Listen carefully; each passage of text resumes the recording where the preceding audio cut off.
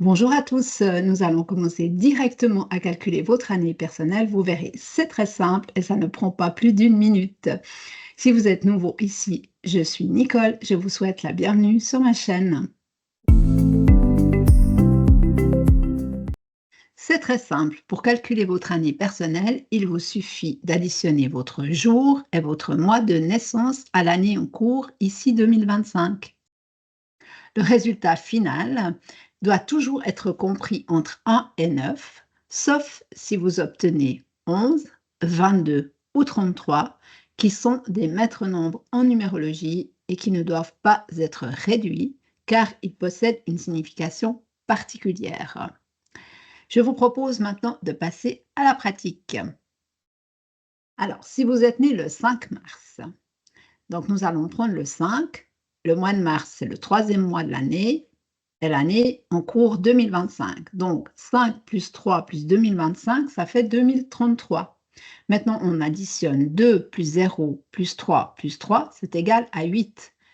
Si vous êtes né un 5 mars, eh bien pour 2025, vous êtes en année personnelle 8. Prenons un autre exemple. Vous êtes né le 14 octobre. Alors on prend le jour 14 octobre, qui est le 10e mois de l'année, toujours 2025. Donc 14 plus 10 plus 2025, ça nous donne 2049. On additionne 2 plus 0 plus 4 plus 9, ça nous donne 15. Et là, le résultat est supérieur à 9. Donc on continue à additionner. 1 plus 5 égale 6. Ça veut dire que si vous êtes né un 14 octobre, eh bien pour 2025, vous êtes en année personnelle 6.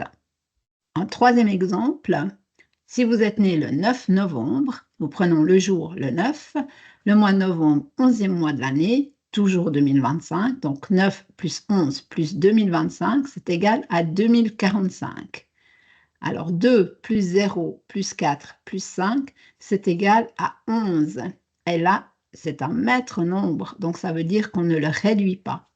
Donc, si vous êtes né un 9 novembre, en 2025, vous êtes en année personnelle 11. Comme vous le voyez, c'est très simple à calculer votre année personnelle, ça va très vite. Maintenant, vous connaissez votre année personnelle, je vous laisse découvrir ce qu'elle vous réserve en suivant le lien dans la description. Dans cette vidéo, je vous ai montré une méthode pour calculer votre année personnelle, mais sachez qu'il en existe d'autres, notamment la méthode américaine et la méthode à 22 nombres, dite la numérologie du tarot. Si vous êtes intéressé à connaître ces différentes approches, faites-le moi savoir dans les commentaires. Je me ferai un plaisir de faire une vidéo pour vous expliquer ces différentes méthodes. En attendant, je vous souhaite le meilleur et je vous dis à très bientôt dans une prochaine vidéo.